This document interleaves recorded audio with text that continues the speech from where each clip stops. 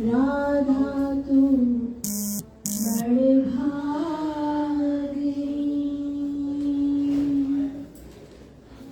कौन तपस्या की, तीनों लोक के नाथ हैं, सो तेरो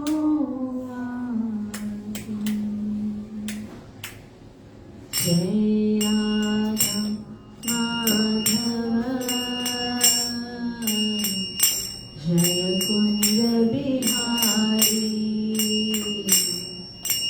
जय राधा माधव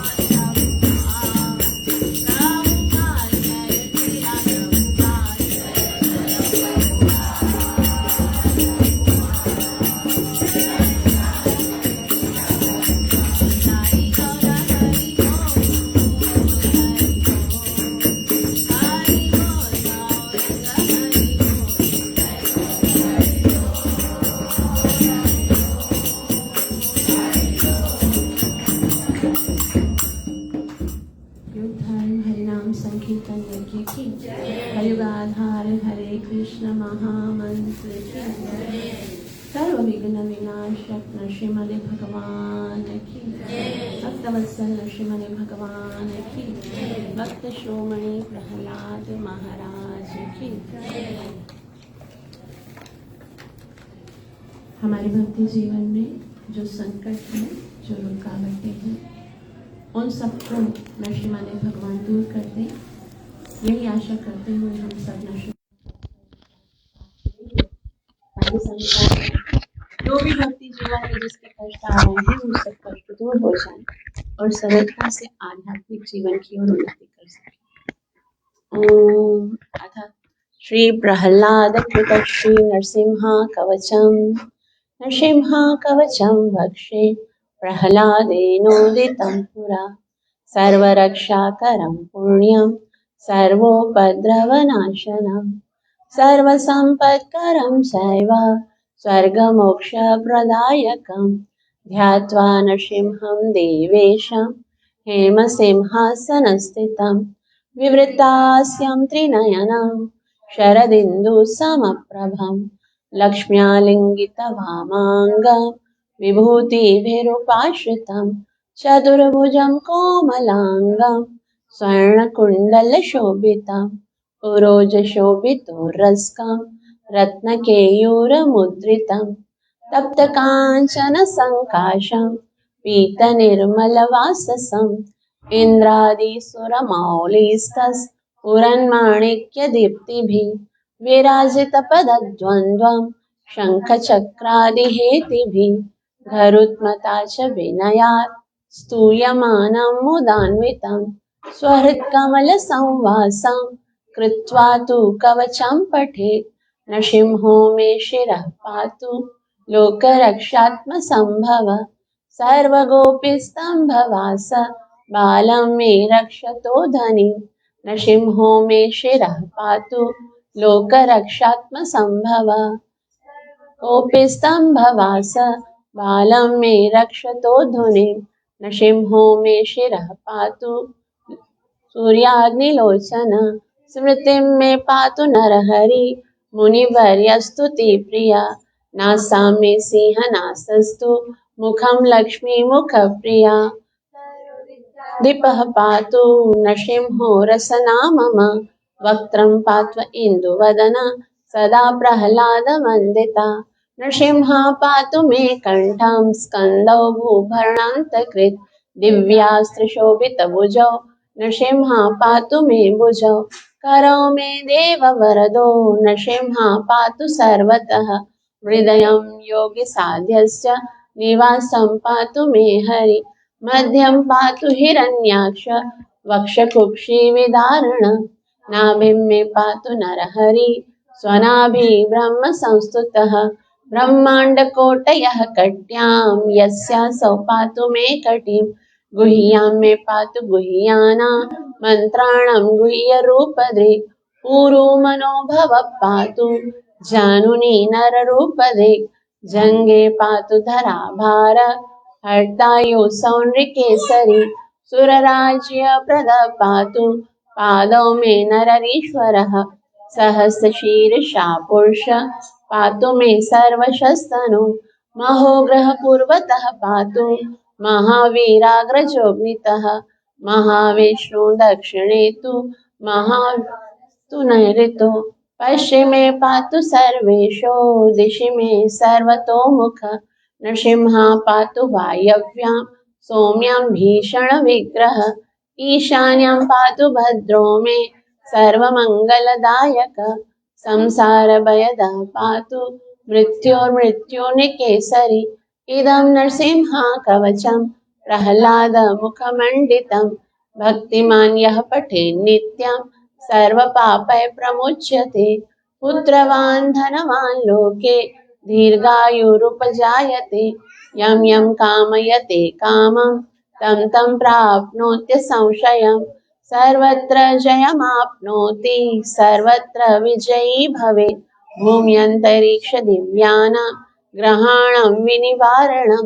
वृश्चिकोरगसम्भूत विशापहरणं परं ब्रह्मराक्षसयक्षाणां दूरोत्सारणकारणं भुजे वा तालपत्रे वा कवचं लिखितं शुभं करमूले धृतं येन सिद्धेयुः कर्मसिद्धयः मनुष्येषु स्वं समेव जयं लभेत् एकसन्ध्यं त्रिसन्ध्यं वा यः पठेत् नियतो नर सर्वमङ्गलमाङ्गल्यं भुक्तिं मुक्तिं च विन्दति द्वात्रिंशतिसहस्राणि पाठे शुद्धात्मनां नृणां कवचस्यास्य मन्त्रस्य मन्त्रसिद्धिः प्रजायते अनेन मन्त्रराजेन कृत्वा भस्माभिमन्त्रणं तिलकं धारयेद्यस्तु तस्य ग्रहभयं हरे त्रिवारं जपमानस्तु दत्तं वार्याभिमन्त्र च प्राशयेद्यं नरं मन्त्र नृसिंहाध्यानमाचरे तस्य रोगा प्रणश्यन्ति ये च स्युः कुक्षिसम्भव किमत्र बहुनोक्तेन नृसिंहः सदृशो भवेत् मनसा चिन्तितं यत्तु सतच्चाप्नोत्य संशयम् गर्जन्तं गर्जयन्तं निजभुजपटलं स्फोटयन्तं हठन्तं दीप्यन्तं तापयन्तं दिवि भुवि दितिजं क्षेपयन्तं क्षिपन्तं क्रन्दन्तं रोषयन्तं दिशि दिशि सततं संहरन् भरन्तं वीक्ष्यन्तं घूर्णयन्तं करनिकरशतैः दिव्यसिंहं नमामि इति श्रीब्रह्माण्डपुराणे प्रह्लादप्रोक्तं श्रीनरसिंह कवचं सम्पूर्णम् सर्वविघ्न विनाशक नृसिंह भगवान की सर्वविघ्न विनाशक नृसिंह भगवान की भक्त श्रोमणि प्रहलाद महाराज की समवेत भक्त वृंद की नित्य लीला प्रवेश अभय शरणारविंद भक्ति वेदांत स्वामी श्री प्रभुपाद गौर प्रेमानंद। भगवत कथा में प्रवेश करने से पहले इतना शोर क्यों हो रहा है आज?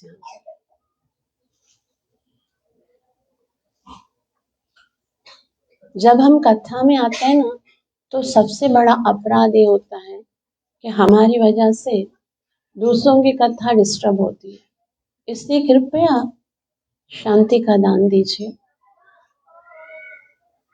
भगवत कथा में प्रवेश करने से पहले हृदय में जो संसारी बातें चल रही हैं, बुद्धि में जो संसारी विचार चल रहे हैं, उन सब का त्याग करके गुरु और कृष्ण से कृपा की याचना करते हुए मंगलाचरण करेंगे ताकि हम जो कुछ सुनने वाले हैं उसका हमें पूरा पूरा लाभ प्राप्त हो सके, जो कि है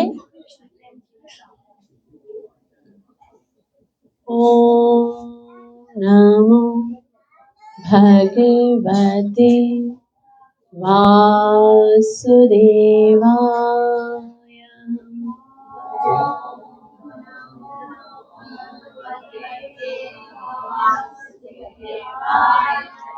ओम नमो भगवते वासुदेवाय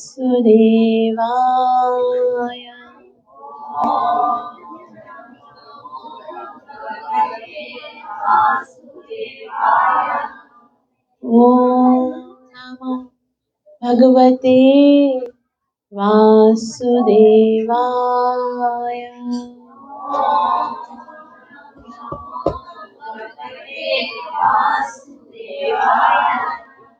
लोकाभिरामम्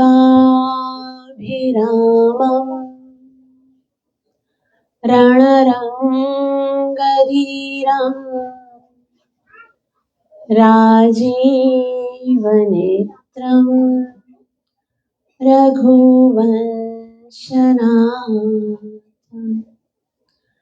कारुण्यरूपम् करुणाकरन्तम् श्रीरामचन्द्रम् शरणं प्रपद्ये। सिया राम मई सब जग जानी, करहु प्रणाम जोर जुग पानी। जनक सुता जग जननी जानकी अतिशय प्रिय करुणा निधान की ताके युग पद कमल मनाऊं तासु कृपा निर्मल मति पाऊं मनोजवं मारुततुल्यवेगं जितेन्द्रियं बुद्धिमतां वरिष्ठम् वातात्मजं वानरयूथमुख्यं श्रीरामदूतं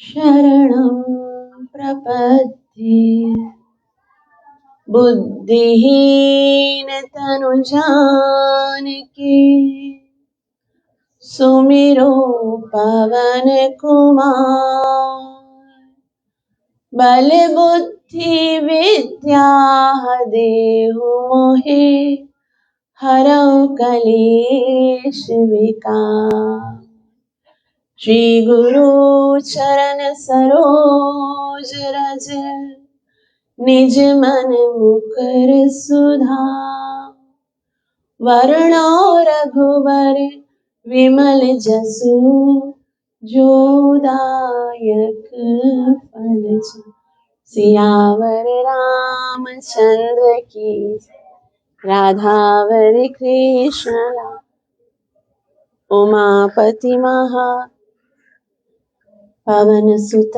हनुमान की जय। बोलो भाई सब संतन की जय। श्री राम कथा में आप सबका हार्दिक स्वागत है। आज राम कथा उस पड़ाव पर आकर पहुंची है जहां पर पहले तो हमने देखा कि भगवान श्री राम वाल्मीकि ऋषि के आश्रम में पहुंचे हैं और वाल्मीकि जी से क्या पूछते हैं? किसी को याद है? पिछली कथा में एक प्रश्न किया था। वाल्मीकि जी से उन्होंने क्या पूछा था? यस, मैं कहाँ रहूं? आप मेरे रहने के लिए कोई स्थान नियोजित कीजिए। तो वाल्मीकि जी ने कौन कौन से स्थान बताए थे? क्या कोई बता सकता है? किसी को स्मरण है? कहाँ रहना चाहिए उनको? यस, जिसके कान, जिनके श्रवण समुद्र समाना कथा तुम्हारी सुभग सरिनाना। जिनके कान समुद्र की तरह हैं, जिस प्रकार समुद्र में अनेकों अनेक नदियां आती हैं और उनके आने से वो कभी विचलित नहीं होते और ना ही तृप्त होते हैं, उसी प्रकार वो भक्त जो सदैव आपकी कथाओं को श्रवण करने के लिए लालायित रहता है, उनके हृदय में जाकर रहिए। और दूसरा, लोचन चातक जिन करहि राखा रई दरस जल धरा विराजे। यानी जो अपनी आंखों को चातक पक्षी की तरह आपको देखने के लिए, आपको निहारने के लिए, आपका दर्शन करने के लिए रिजर्व रखते हैं, जो संसार के इन जगत के अलग अलग, हरे कृष्णा कृष्ण कृष्ण हरे हरे, हरे राम राम राम हरे हरे कृष्णा कृष्ण कृष्ण हरे हरे, हरे राम हरे कृष्ण। हो जाएगा। हरे राम राम राम हरे कृष्ण कृष्ण कृष्ण हरे हरे, हरे राम हरे कृष्ण कृष्ण कृष्ण हरे हरे, हरे राम राम। जो अपने नेत्रों से केवल आपके दर्शन करने के लिए इच्छुक होते हैं, उनके हृदय में रहिए। और सबसे सुंदर बात बताई, प्रभु प्रसाद शुचि सबब सुभागा, तुम ही निवेदित भोजन करही। वो व्यक्ति जो इधर उधर का खाते हैं, जो ऑफर करके नहीं खाते हैं, जो कि भगवान का प्रसाद नहीं खाते हैं, जो राजसी तामसी भोजन खाते ना, उनके घर पर भगवान नहीं रहते। भगवान किनके घर पे रहते हैं? प्रभु प्रसाद शुचि सबग सुभागा, जो कि क्या खाते हैं? प्रसाद। कुछ लोग बोलते हैं हम तो वेजिटेरियन हैं, तो हमारे घर पे भगवान रहेंगे। वेजिटेरियन हो या नॉन वेजिटेरियन हो, इससे भगवान को कोई नहीं फर्क पड़ता है, क्योंकि जो अपराध नॉन वेजिटेरियन खाने से लगता है, यदि हम थोड़ा सा ध्यान करके देखें तो वही अपराध वेजिटेरियन खाने से भी लगता है। जिस तरह से हम पशुओं का वध करके उनका हत्या करके नॉन वेज खाते, उसी तरह से तो वृक्षों का भी, वृक्ष में जीवन नहीं है क्या? उसके अंदर भी जीवन है। तो यदि हम वृक्षों को काट के खाते हैं तो फिर उससे भी वही अपराध लगता है। ये मैंने नहीं कहा, भगवान Shri Krishna Shrimad Bhagavad Gita chapter number 3 verse number 13 में कहते हैं, भुंजते ते त्वघम पापा, ये पचन्ति आत्मा कारणात्, जो अपने इंद्रियों को, अपने आप को संतुष्ट करने के लिए भोजन खाते हैं, वो तो पाप खाते हैं। तो ये पाप ही है यदि हम उस भोजन को भगवान को ऑफर करके नहीं खाते। इसलिए भगवान को वाल्मीकि जी ने कहा, जो भक्त आपका भगवान, जो भक्त प्रसादी खाते हैं उनके घर पे रहिए, और उनसे भी बढ़कर अगर और कुछ नहीं होता, मंत्र राजनत जप परिवारा, जो व्यक्ति अपने पूरे परिवार के साथ मिलकर मंत्र राज का जप करते हैं। वैसे तो बहुत सारे मंत्र हैं, लेकिन एक मंत्रों का राजा है जिसे कहा जाता है महामंत्र। तो देख लीजिएगा, अगर रामायण में खोजना है तो खोज दीजिए। मंत्र जपने के लिए नहीं कहा, तुलसी बाबा कहते हैं, मंत्र राजनित जप परिवार, अपने परिवार के साथ मिलकर क्या जप करो? हरे कृष्णा हरे हरे, हरे राम राम राम हरे हरे। तो जो लोग अपने परिवार के साथ हरि नाम का जप करते हैं, उनके घर पर जाके रहिए। वैसे तो भक्तों, मंत्र तो, ये हरि का नाम तो चारों युगों में, भगवान का नाम तो चारों युगों में प्रत्येक व्यक्ति को जपने के लिए कहा गया है, लेकिन ये जो कलयुग है वो विशेष, चहु जुग चहु श्रुतु नाम प्रभावा, कली विशेष नहीं आने पावा। कलयुग में तो और इसके अतिरिक्त कोई और साधन ही नहीं है। इसलिए उन व्यक्तियों के घर पे जाकर रहिए, उन व्यक्तियों के हृदय में जाकर रहिए जो कि आपके नाम का जप करते हैं।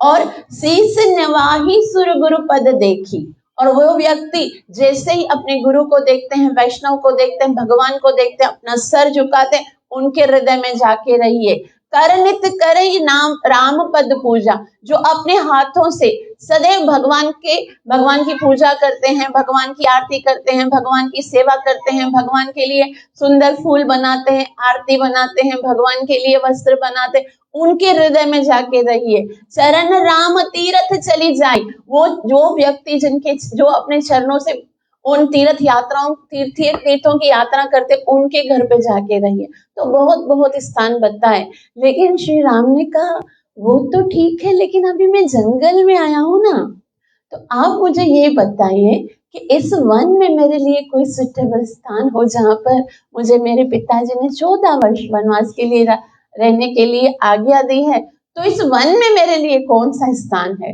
वाल्मीकि ऋषि अंत में कहते हैं, चित्रकूट गिर कर ही निवासा, आप जाके चित्रकूट में रहिए। तो चित्रकूट के कामतगिरी की कंदरा में मंदाकिनी के सुंदर पवित्र धारा के समक्ष बहुत ही सुंदर पर्णकुटी बनाते हैं भगवान, और वहां पर भगवान पूरे 13 वर्ष तक रहते हैं। भगवान को 14 वर्ष का वनवास मिला, और 13 वर्ष तक कहां तक रहे? सिर्फ हैंड रेस करेंगे, कहां तक रहे 13 वर्ष तक? अभी मैं बता रही हूँ, अभी तो पता नहीं है कहां रहे। चित्रकूट में, कहां पर? चित्रकूट में, जहां पर मंदाकिनी की धारा बहती है, और वहां पर एक बहुत ही सुंदर परण कुटी बनाते हैं, भगवान वहां पर रहते हैं। और लेकिन वहां पर बहुत आनंद से रहे।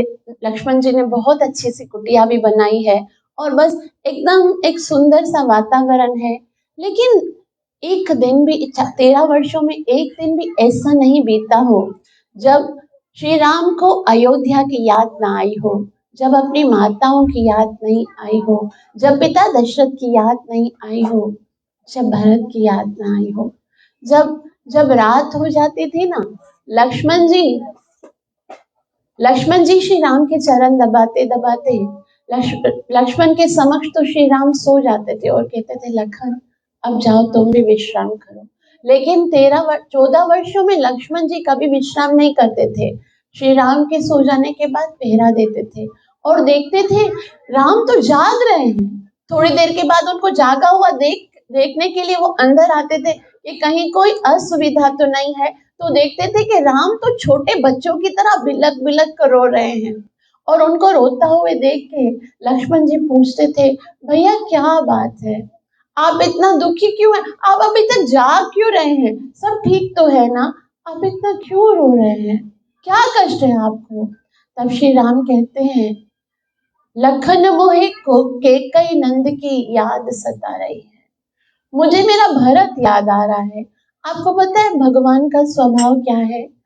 भगवान का स्वभाव ये है कि जब हम भगवान को याद करते हैं ना, तो भगवान भी हमें याद करते हैं। आप ये मत सोचिएगा कि ये वन साइड लव है। भगवान एक इस संसार में हो सकता है कि हम किसी से प्रेम करें और वो हमसे ना करे, लेकिन यदि भक्त भगवान से जितना प्यार करता है उससे कई गुना अधिक भगवान उनसे प्यार, आप जितना भगवान को याद करते हो भगवान उससे कई गुना अधिक आपको याद कर भरत।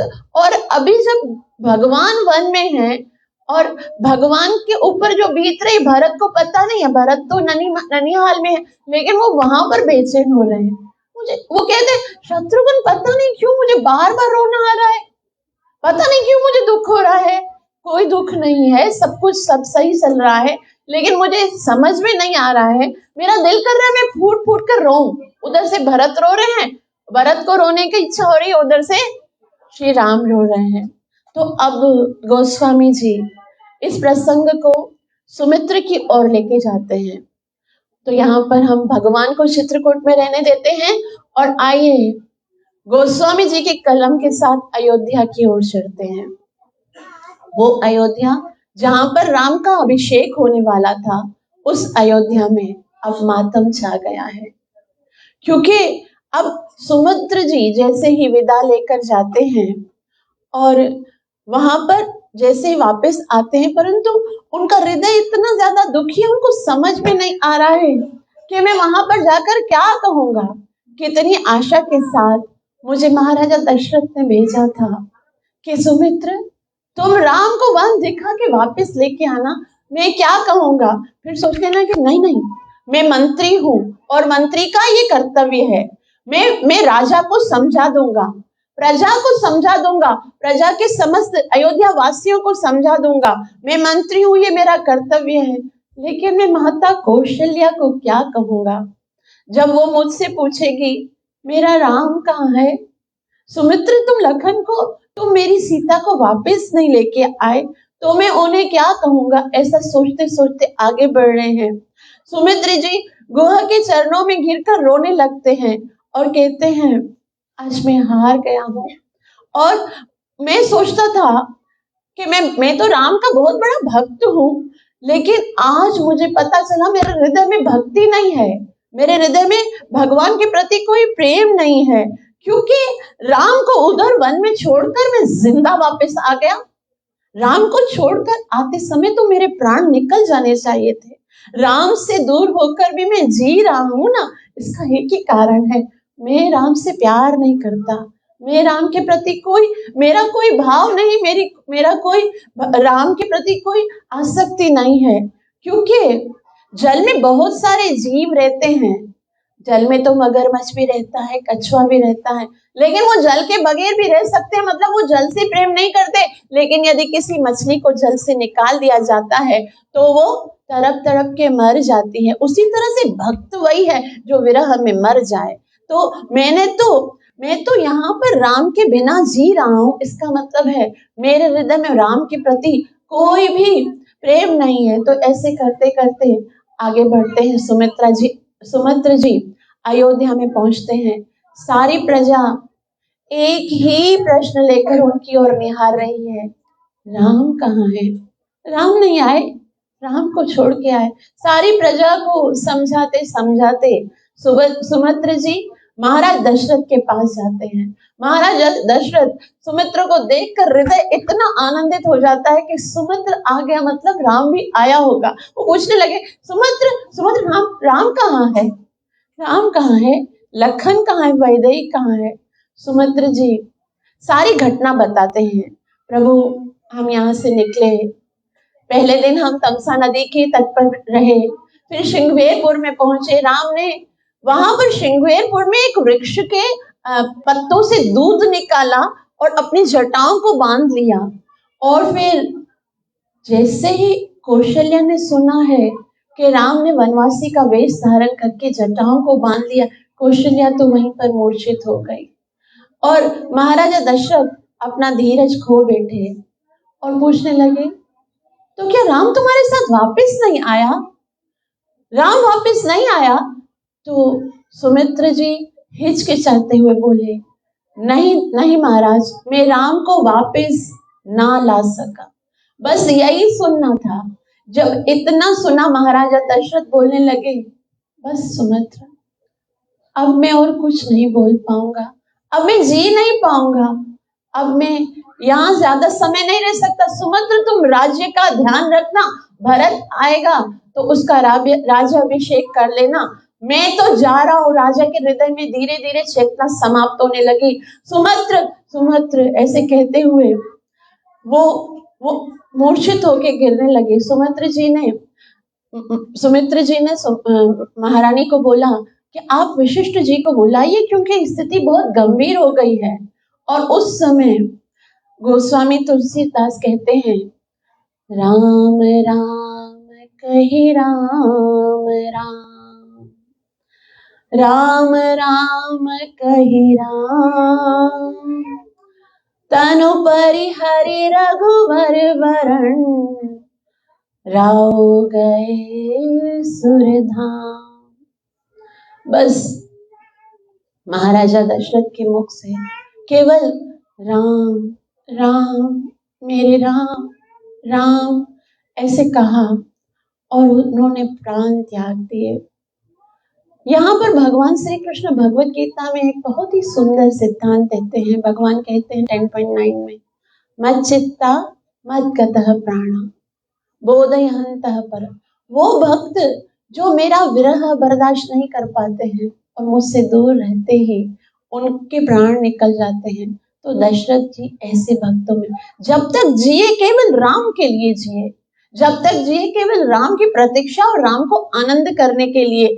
और आज जैसे ही राम से अलग हुए तो उन्होंने अपना जीवन त्याग दिया। भक्तों, मृत्यु तो सबके जीवन में आनी है, मरना तो हम सबका अनिवार्य सत्य है, लेकिन धन्य है वो मृत्यु जिस समय हम भगवान को स्मरण करते हुए, भगवान को याद करते हुए मरते हैं। गोस्वामी जी ने यहाँ पर ऐलान कर दिया कि जीवन और मरण यदि सफल किसी का है तो वो दशरथ महाराज का है। दशरथ जी जीते थे तो राम के लिए और मर गए आज राम के विरह में। जीवन मरण फल दशरथ पावा, राम विरह खलु मरण सुहावा।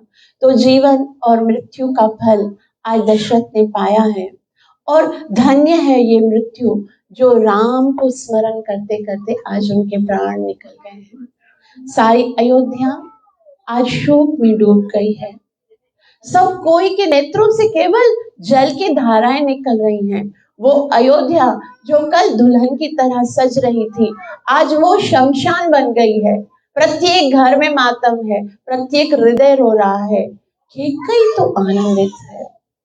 उस समय तुरंत वशिष्ठ मुनि आए और वशिष्ठ मुनि ने आकर देखा कि आज वो राजा जिनके 4 पुत्र हैं और अंत समय में उनके समक्ष एक भी पुत्र नहीं है, क्योंकि महाराजा दशरथ को एक श्राप मिला था। श्रवण जी के माता पिता ने उनको श्राप दिया था कि मृत्यु के समय तुम्हारा कोई भी पुत्र तुम्हारे सामने नहीं होगा। तो उस समय कोई भी नहीं था। अब पुत्र जो है वो अग्नि संस्कार के लिए चाहिए होता है, इसलिए वशिष्ठ जी ने दशरथ महाराज के जो शव है उसको एक नौका में तेल डालकर उसके अंदर रखा और कुछ दूतों को भेजा, बोला जाओ कैकेयी देश में और भरत और शत्रुघ्न को ले आओ।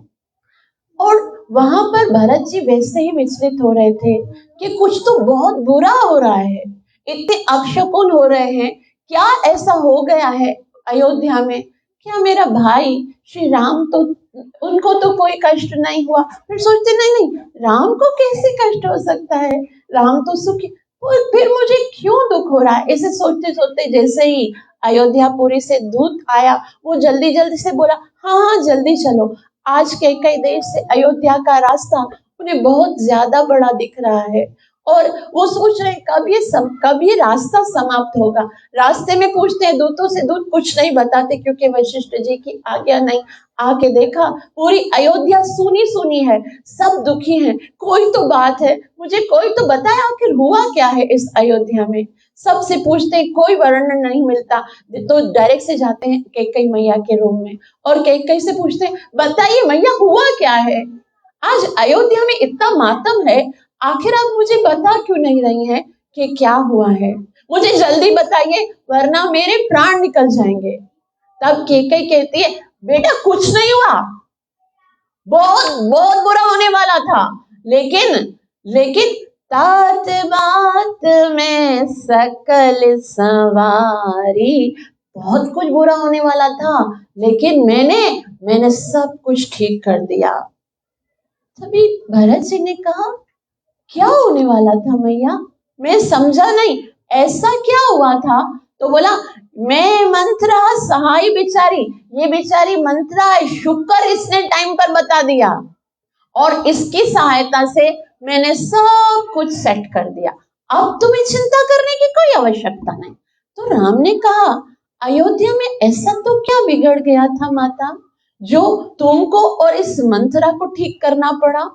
तो कैकेयी ने सारी बात बताई और बोला भरत तुम्हें पता नहीं तुम्हारे जाने के बाद कितना बड़ा षड्यंत्र रचा जा रहा था, तुम्हारे जाने के बाद उस राम को राज्याभिषेक करके राजा बनाया जा रहा था ताकि तुम और मैं सारी जीवन उनके दासत्व में उनकी सेवा करते रहे। तभी इतना सुनने के बाद भरत ने बोला फिर मैया, बोला बेटा मैं तुम्हारी माता हूँ, मेरे होते हुए तुम सेवक बनो ये तो मैं कभी नहीं देख सकती, इसलिए मैंने अपने दोनों वरदान मांग लिए और पहले वरदान में तुम्हारा राज्य और दूसरे वरदान में राम को 14 वर्ष का वनवास भेज दिया। इतना सुनना था और भरत जो है आज पूरे आक्रोश में आ गए। आज भरत का रूप बदल गया, अपनी माता को इतना आदर करते थे आज तू कहकर पुकारने लगे और कहने लगे राम को वनवास में देने वाली तुम हो कौन आखिर, तुम मेरी माँ तो नहीं हो सकती, मेरी माता इतनी निर्दयी इतनी क्रूर तो कभी नहीं हो सकती, जिसने सरयू का पानी पिया है, जिसने अयोध्या का अन्न खाया है, जिन्होंने रघुवंश का आश्रय स्वीकार किया है, वो कभी इतना क्रूर नहीं हो सकता। तभी वो बहुत ज्यादा दुखी हो रहे थे, उनको समझ में नहीं आ रहा था। वे कहने लगे मैं इस बात को स्वीकार नहीं करता कि तुम मेरी माता हो। अरे दुष्टा, राम को भेजने के लिए वर मांगने से पहले तुम्हारे मुंह में कीड़े क्यों नहीं पड़ गए, और तुमने पुत्र को राज देने के लिए भगवान को वन में भेज दिया। कौन है तू, मुझे ये बता कौन है तू जिसने हमारे हंसते खेलते परिवार में, हम सबके हृदयों में इतना बड़ा दुख, हमारे जीवन में इतना बड़ा संकट डोल दिया। आज भरत जी पूरे आक्रोश में हैं, माँ को डांट रहे, यहाँ तक कि एक घड़ी ऐसी आई कि वो माँ को मारने के लिए तुले और उन्होंने सोचा आज तो मैं इस पापिनी को जान से मार डालूंगा। लेकिन लेकिन जैसे ही उन्होंने हाथ में तलवार उठाई, उनका हाथ रुक गया और कहने लगा, मैं कितना कितना बड़ा दुर्भाग्यशाली हूँ। तुम जैसी पापिनी की कोख से जन्म लेने से बेहतर ये था कि मैं पशु बन गया होता। और क्योंकि तू मेरी जननी है, इसलिए मैं मेरे लिए ये बहुत लज्जा का विषय है कि मैं तुम्हारा पुत्र हूँ। दुर्भाग्य है कि मेरा जन्म तुम्हारी कोख से हुआ है, लेकिन लेकिन आज से हमारे ये संबंध समाप्त हो गया है। मैं कभी भी तुम्हें अपनी माता कहकर नहीं पुकारूंगा। आज के बाद ना तू मेरी माता है और ना ही मैं तुम्हारा पुत्र हूँ। केकई कहने लगी, लेकिन भरत, ये सब मैंने तुम्हारे लिए तो किया है। तुम्हें सुख मिले, तुम्हें राज्य मिले, इसीलिए तो मैंने किया ये सब कुछ, और तू मुझे माता नहीं मान रहा। तुम्हें पता है, अगर तुम अपनी माँ को माँ नहीं कहोगे तो करोड़ों जन्मों के लिए नरक में भेज दिए जाओगे। भरत ने कहा, करोड़ करोड़ जन्मों तक नरक में रहना स्वीकार है, लेकिन तुम जैसी पापनी को माता कहना स्वीकार नहीं है। धिक्कार है तुम्हारे ऊपर। तुमने मेरे भगवान जैसे भाई को वनवास में भेज दिया। इससे बेहतर ये नहीं था कि तुम मेरे प्राण निकाल देती। और तुमने मेरे प्राण प्रिय भ्राता को वन में भेज दिया। और आज के बाद खबरदार, तुम अपना मुंह मत दिखाना मेरे सामने, वरना मेरे हाथों से मारे जाओगे। इतना कहा है, केकई रोते हुए मौन हो गई। और आज के बाद केकई ने कभी अपने मुख से कोई शब्द नहीं निकाला। तुलसी बाबा कहते हैं, आज के बाद केकई चुप रही, मौन रही, कभी समक्ष नहीं आई। ते अवसर कुबरी तह आई। और फिर अवसर देखकर मंथरा पधारी है। भरत तो बहुत दुखी है, लेकिन उस समय मंथरा को देखकर शत्रुघ्न से रहा नहीं गया। वो शत्रुघ्न मंथरा को पकड़ मारने वाला था। भरत ने कहा, बस करो भैया, इसको मारने से क्या लाभ है, तो मत मारो, आखिर साधु स्वभाव है ना। शिव जी कहते हैं उमा जी को, उमा संत की यही बड़ाई, मंद करत जो करत भलाई। संत का कैसा स्वभाव होता है, जो उनके साथ बुरा करते हैं ना, उनके साथ भी वो अच्छा करते हैं। अब वो सोच रहा है कि माता कौशल्या के समक्ष कैसे जाऊंगा। वो तो यही समझ रही होगी कि ये षड्यंत्र में मैं भी अपने माता के साथ था, मैं कैसे उन्हें यकीन दिलाऊंगा। कौशल्या मैया के पास जाते हैं और कहते हैं, मैया मुझ पर विश्वास कीजिए, मैंने कभी भी नहीं कहा था केकई को कि मैं राज्य करना चाहता हूँ। मेरे हृदय में यदि राज की जर्रा से भी इच्छा हो तो गौ हत्या का जो पाप लगता है, ब्राह्मण हत्या से जो पाप लगता है, संसार के जो बड़े बड़े महापाप हैं, उन सब का दंड मुझे मिले, मैं नरक में करोड़ों जन्मों तक सड़ता रहूं। मेरी इच्छा कभी ये नहीं थी कि मैं राज्य करूं, और श्री राम के बगैर तो मैं एक क्षण भी नहीं जी सकता। ये सारा इस केकई की करतूत है, ये सारा क्रिया दया उस केकई का षड्यंत्र है। और कौशल्या मैया, उनके शील को देखिए, वो क्या कहते हैं, भरत तुम क्या कह रहे हो अपनी माता को, वो माँ है तुम्हारी। आज मुझे राम के वन में जाने का इतना दुख नहीं है, तुम्हारे पिताजी के स्वर्गवास का भी इतना दुख नहीं है। सबसे ज्यादा दुख तो ये हो रहा है, मेरा पुत्र अपनी माता के लिए ऐसे शब्द बोल रहा है। तुम अपनी माँ को इतना बड़ा दोष दे रहे हो। धन्य है कौशल्या मैया, एक बार भी नहीं कहा कि मेरे पुत्र को वन में भेजने का कारण तुम्हारी माता थी। क्योंकि जो शुद्ध होते हैं उनको किसी के अंदर कोई अपराध दिखता ही नहीं है। शुद्धता की कसौटी क्या है, अपराध तो अपने अंदर देखो।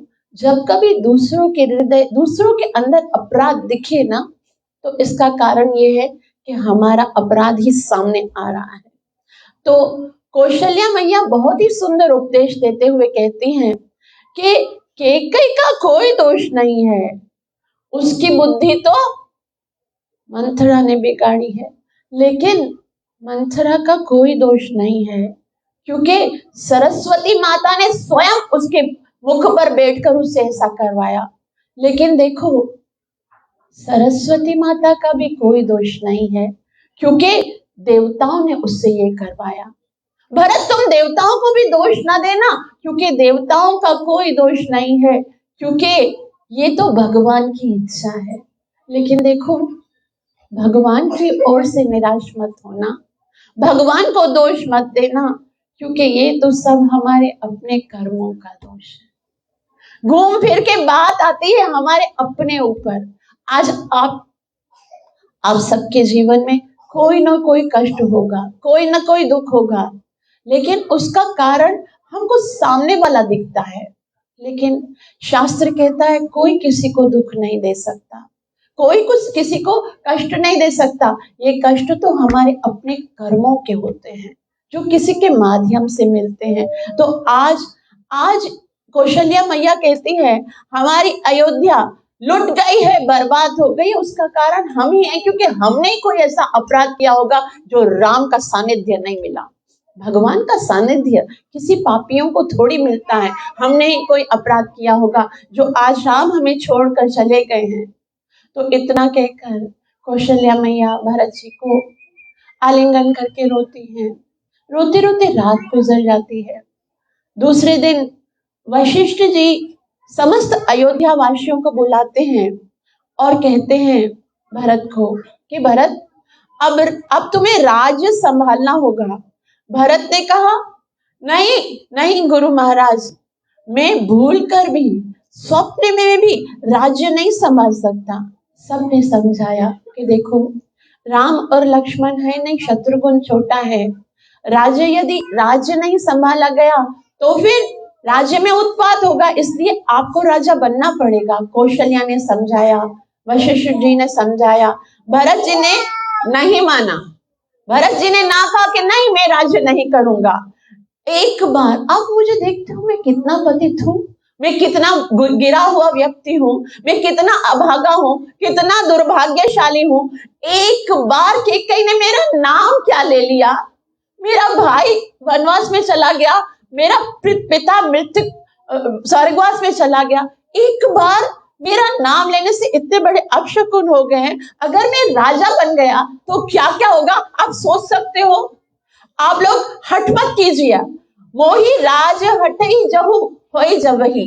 अगर आप मुझे हट करके राज दोगे, रसा रसातल जाहि तबई, ये पृथ्वी उसी समय रसातल में चली जाएगी, क्योंकि ये पृथ्वी मेरे पापों का भार नहीं सह सकेगी। इसलिए कान खोलकर सुन लीजिए, मुझे राज्य करने के लिए कोई भी मत कहिए। और उस समय सारी प्रजा जो है वो भरत की ओर देख रही है। भरत को कहने लगी, ये तो तुम्हारे पिताजी ने वरदान लिया था ना कैकेयी को, और ये तो रघुकुल की रीत है कि प्राण जाए पर वचन न जाए। तभी भरत महाराज कहते, मैं मानता हूं इस रघुकुल की रीत को, लेकिन ये वचन मैं नहीं तोड़ा हूं। कर्म, ये जो क्रम है वो आप चूक रहे हो। कैकेयी ने क्या वरदान मांगा था? 2 वरदान मांगे थे। पहला वरदान ये था कि भरत को राज्य मिले और फिर राम को वनवास। लेकिन आप लोगों ने पहले ही राम को वनवास में भेज दिया। बिठा दे कभी भरत को पहले सिंहासन पर, फिर मैं देखता कौन है ऐसा जो मेरे भाई राम को वनवास में भेज देता। आप लोगों ने क्रम तोड़ा है, इसलिए इस क्रम तोड़ने का फल हम सब भुगत रहे हैं, हम सब दुखी हैं।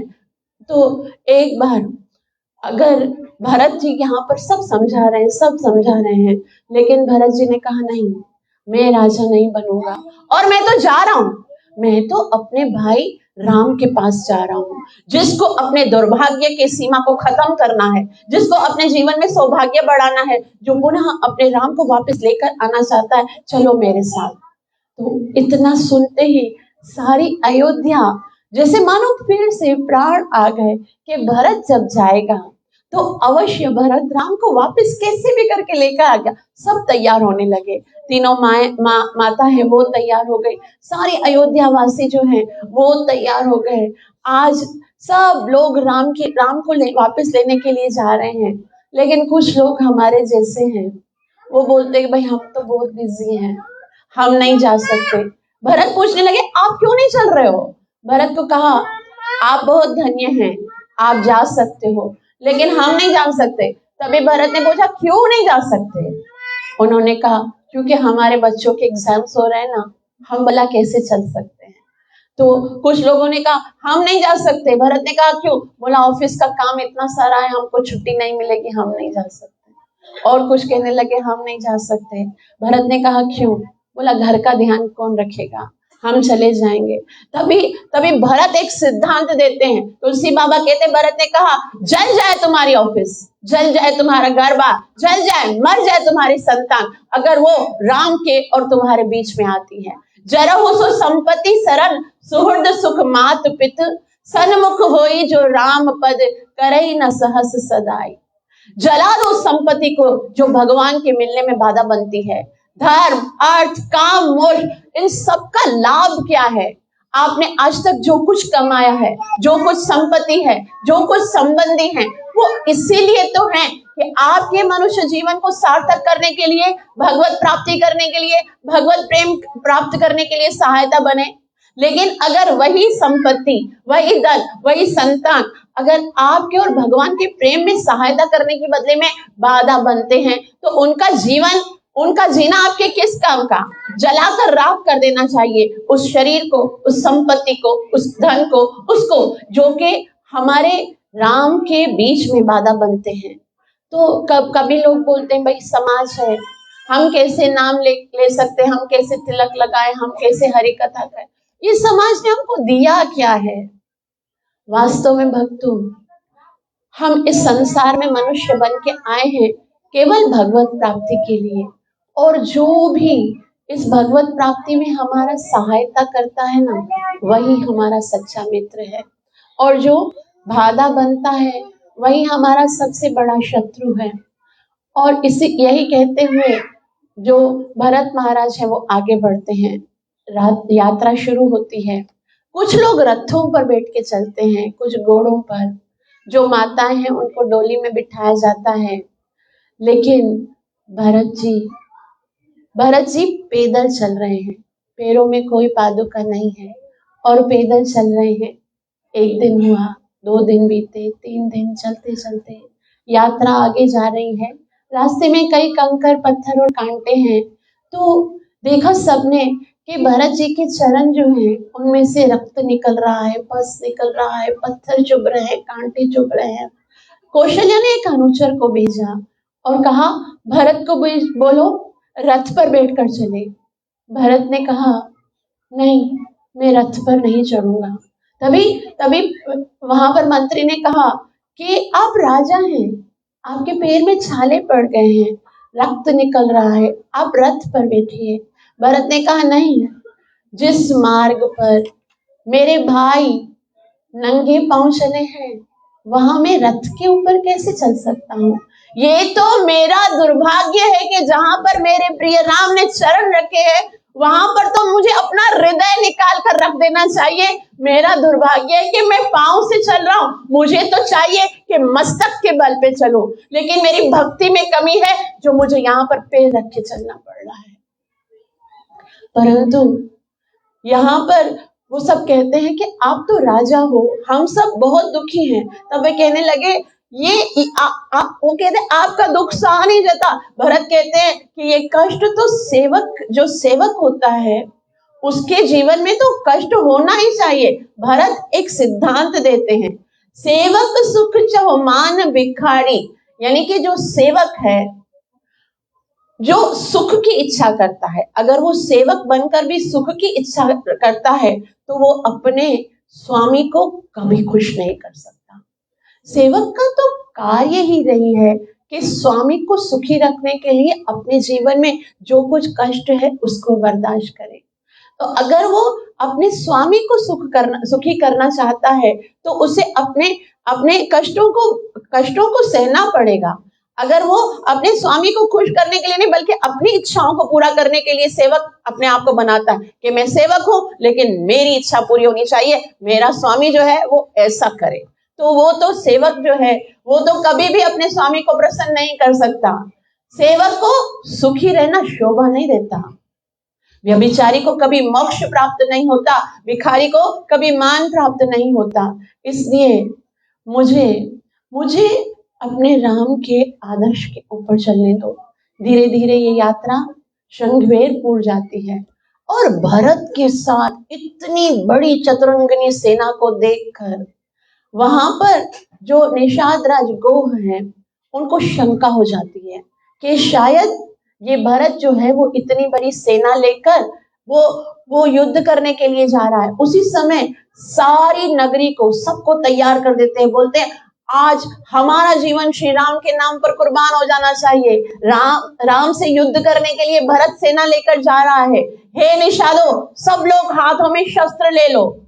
आज जो राम के साथ युद्ध करने वाला है वो हमारा शत्रु है। आज अपना अपना पराक्रम दिखाओ। आज अपना पराक्रम दिखाने का समय है। आज हम मर भी जाएं तो भी गम नहीं। गंगा के तट पर राम का कार्य करते हुए आज हम भरत से युद्ध करते करते अपने प्राण देंगे। ये सुनकर सब लोगों ने अपने अपने शस्त्र उठा लिए और सब लोग सोचने लगे कि हम आज राम के लिए अपने जीवन को बाजी लगा देंगे।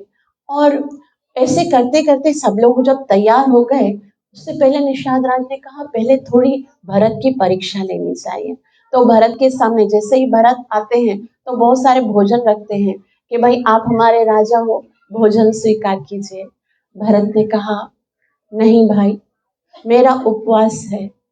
जब तक मैं राम को वापस अयोध्या नहीं लेके जाऊंगा ना, तब तक मैं अन्न जल स्वीकार नहीं करूंगा।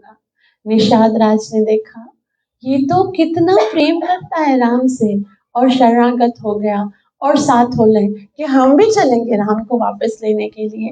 इस तरह आगे करते करते तीर्थराज प्रयाग में पहुंचते हैं।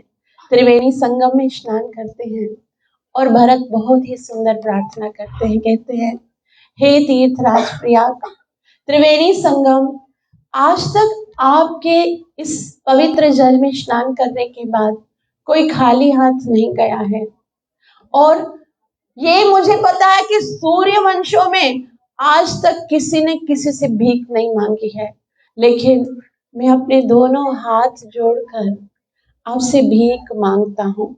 मांगो भीख त्याजी निज धर्म। यह हमारा धर्म नहीं है। सूर्यवंशी किसी से मांगते नहीं है। सूर्यवंशी तो दान देना जानते हैं, लेकिन प्रयागराज से कहते हैं आज मैं आपसे कुछ मांगने आया हूँ। प्रयागराज बोल उठे, बोलने लगे भरत मैं आपको क्या दूं, आप बताइए। धन, अर्थ, धर्म, काम, मोक्ष जो आप चाहो मैं देने के लिए तैयार हूं।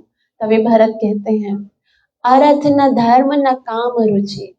मुझे तो न धर्म चाहिए, न अर्थ चाहिए, न काम चाहिए, गति न चाहो निर्वाण। मुझे तो मोक्ष भी नहीं चाहिए, धन नहीं चाहिए, मोक्ष नहीं चाहिए, स्त्री नहीं चाहिए, मुझे ये सब राज रजवाड़े नहीं चाहिए। तो फिर क्या चाहिए? जन्म जन्म रति राम पद यही वरदान मयान। मुझे तो बस एक ही वरदान दीजिए कि जन्म जन्मांतर में मैं श्री राम को प्रेम करता रहूं, राम की भक्ति करता रहूं, उनकी सेवा करता रहूं। यदि मुझे राम स्वीकार ना करे, यदि मुझे राम अस्वीकार भी कर दे, फिर भी मैं राम को प्रेम करना ना छोड़ूं और मैं सदैव सदैव श्री राम की सेवा करता रहूं। भले वो मुझे धुपकार दे, भले वो मुझे आलिंगन करे, भले मेरा हृदय तोड़ दे, लेकिन मैं राम के प्रति अपने प्रेम को कभी कभी कम ना होने दूं। इस प्रकार जब तीर्थराज प्रयाग में प्रार्थना की, उसके बाद वट वृक्ष की परिक्रमा की, फिर ये यात्रा जो है आगे भरद्वाज आश्रम तक पहुंचती है। भरद्वाज आश्रम में जाकर भरद्वाज मुनि को श्री राम प्रणाम करते हैं और उस समय भारद्वाज मुनि भरत जैसे संत को देखकर पता है क्या कहते हैं? वो कहते हैं आज मेरा जीवन धन्य हो गया जो तुम जैसे संत के दर्शन हुए। हम इस संसार में जो भी हो, हवन, भक्ति, तपस्या, नाम संकीर्तन, श्रवण या कीर्तन जो कुछ भी करते हैं उसका फल क्या है जानते हो? उसका फल है भगवान का दर्शन हो जाए। और ये सब मैंने अपने जीवन में किया, तभी तो मुझे राम के दर्शन हुए। अभी राम यहाँ से मुझे दर्शन दे के चले गए, लेकिन तुम्हें पता है भरत, भगवान के दर्शन का क्या फल है?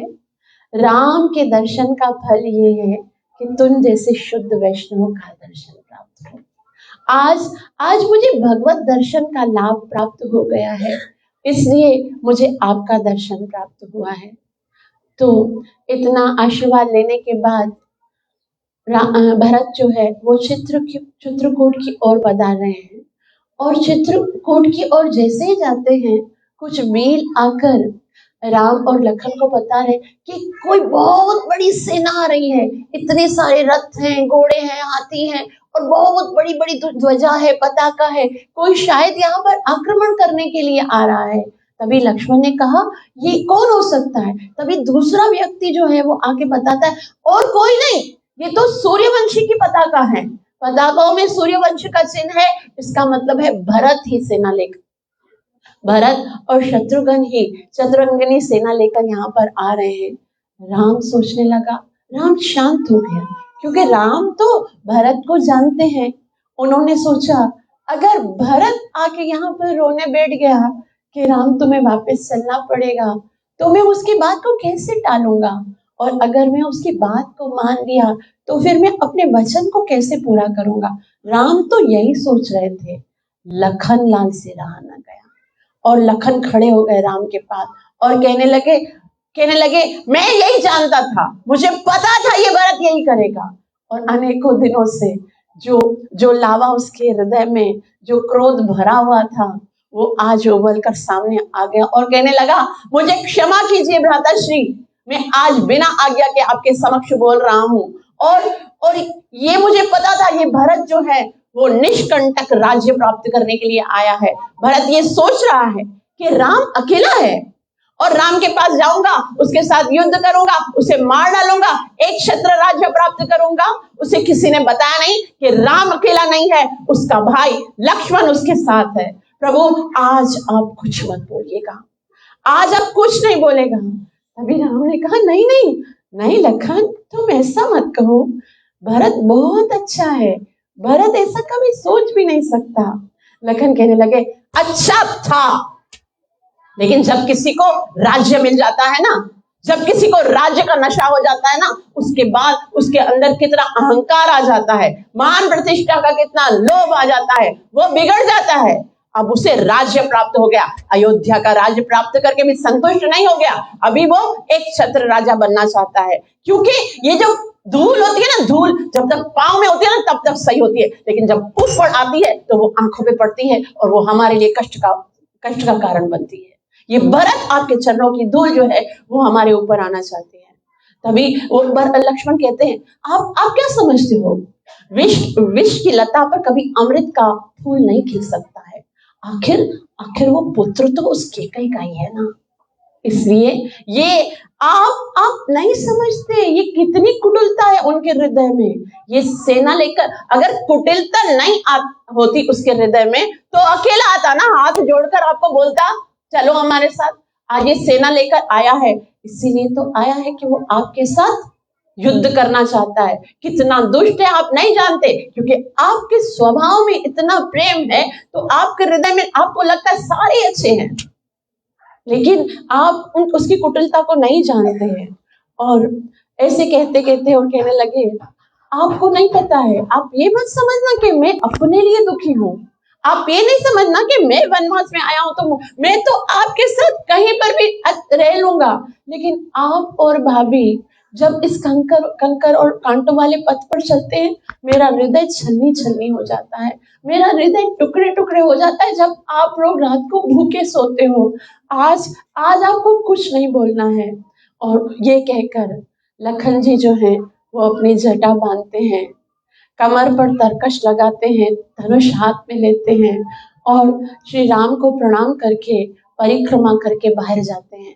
और भरत की और तीर बरसाने वाले होते हैं कि उसी समय आकाशवाणी होती है और आकाशवाणी में ये बताया जाता है कि सावधान लक्ष्मण, बगैर सोचे समझे, बगैर पता किए यदि कोई कार्य किया जाएगा तो हमें हमेशा उसको बहुत ही गलत परिणाम भुगतना पड़ेगा, इसलिए तुम रख दो अपने धनुष बाण। भरत जो है वो युद्ध करने के लिए नहीं आया है। और इतने में एक सेवक आता है और कहता है सारे लोग तो रथों पर बैठे हुए हैं, कुछ घोड़ों पर, कुछ हाथियों पर बैठे हुए हैं, लेकिन भरत जो है वो दंडवत करता हुआ यहाँ पर आ रहा है।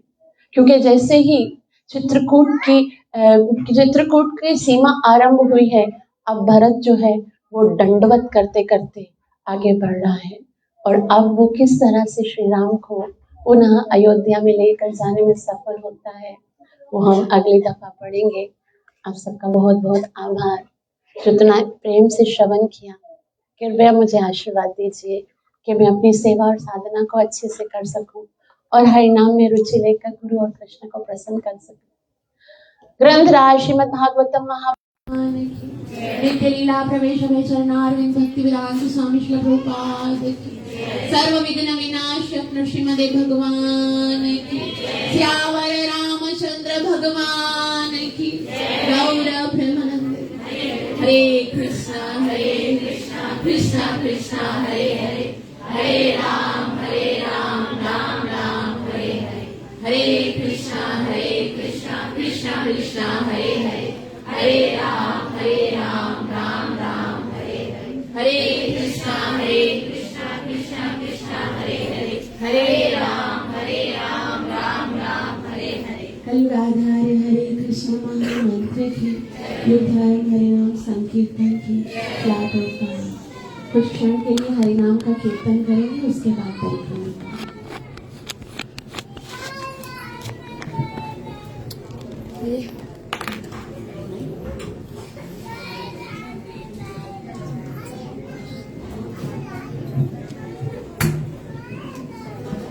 हरे कृष्ण।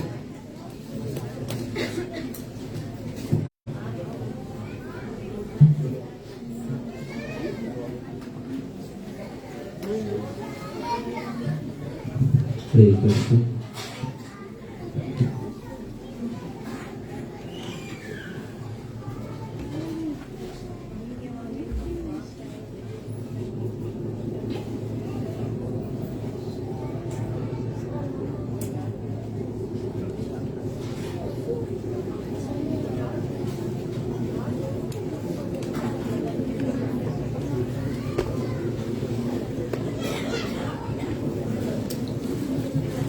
हरे कृष्ण।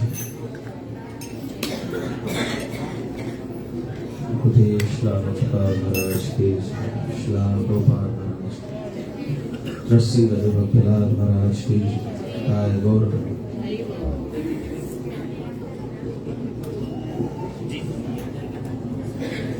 हरे Krishna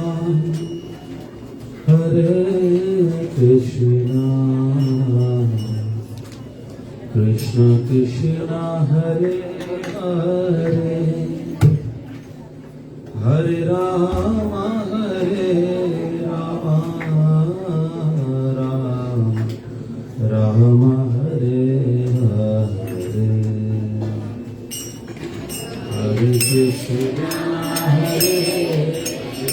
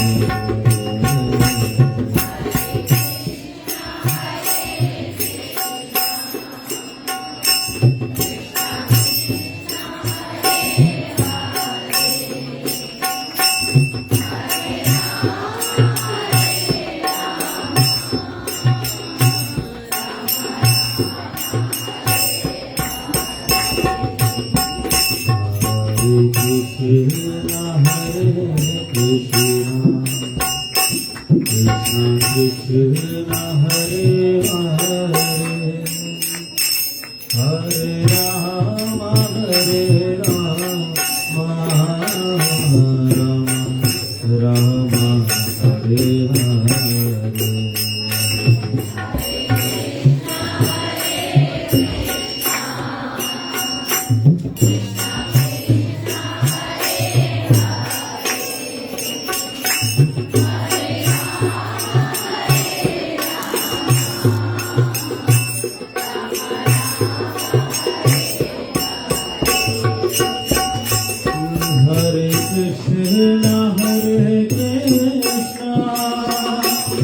Krishna Krishna Hare Hare Hare Rama Hare Rama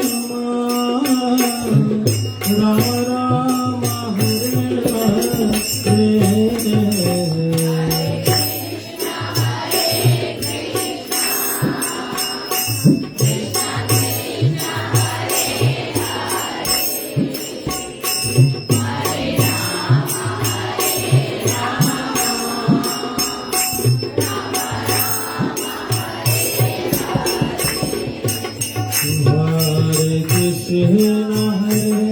Krishna Krishna Krishna Hare Hare Hare Rama Hare Rama